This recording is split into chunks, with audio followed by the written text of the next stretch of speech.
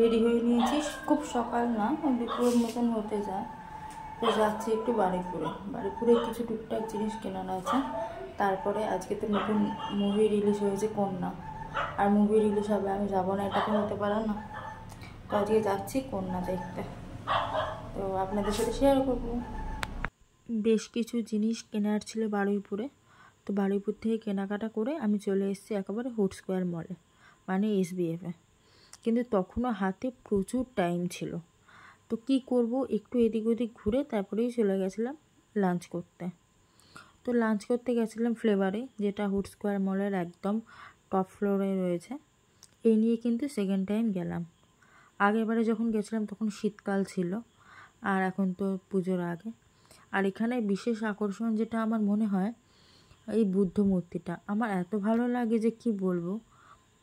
দেখুন, রেস্টুরেন্ট কম বেশি ভালো সব জায়গায় সাজায়, বাট এরকম বুদ্ধ মূর্তি আমি ফার্স্ট টাইম দেখলাম। যেন মনে হচ্ছে সিকিম বা নেপালের কোনো রেস্টুরেন্টে চলে এসেছি। ভেতরটা কিন্তু যথেষ্ট বড় আর বেশ সুন্দর করে সাজানো। তো যাই হোক, বারবার তো বুদ্ধ মূর্তিটার দিকেই চোখ পড়ছে। বেশি করে ক্রিসমাসের সময় এখানটা খুব সুন্দর সাজায়। আগের বছর যখন এসেছিলাম ক্রিসমাসেই এসেছিলাম। তো এখানে কি আর, খাবার অর্ডার দেওয়ার পরে অপেক্ষা করা। বসে বসে কি আর করবো, ভিডিও করছি, এগুলোই করছি। কারণ হাতে অনেকটা সময়, কি করে অতটা সময় কাটাবো, কারণ মুভি শুরু হওয়ার প্রায় 2 ঘন্টা আগে চলে যাওয়া হয়েছিল।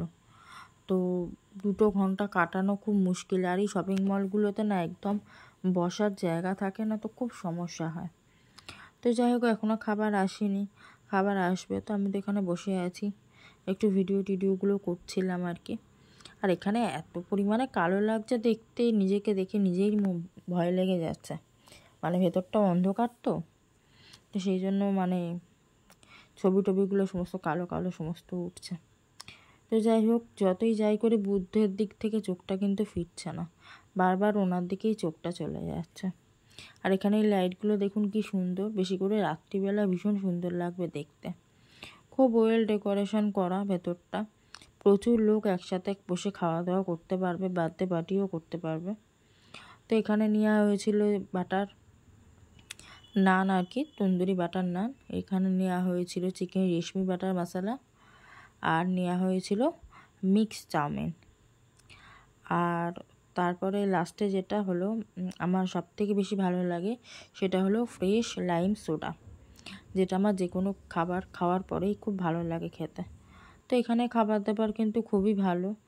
দামটা একটু বেশি লাগে আমার অন্য জায়গার থেকে, কিন্তু খাবার দাবার কিন্তু খুবই ভালো। আমি এই নিয়ে 2বার গেলাম। তো এই এত সুন্দর ডেকোরেশন করা, একটু দাম তো নেবেই। তো এই যে আমার খাবার থালা, আমি তো আর খেতেই পাচ্ছি না, খুব কষ্ট করেই রীতিমতো খাচ্ছি। খাবার নষ্ট করতে সত্যিই খুব গায়ে লাগে। এখনও লাইম সোডা খেতে হবে। তো যাই হোক, খাওয়া দাওয়া হয়ে গেছে, বাইরে বেরিয়ে গেছি। আর তখনও মানে হাতে 45 মিনিটের কাছাকাছি টাইম রয়েছে।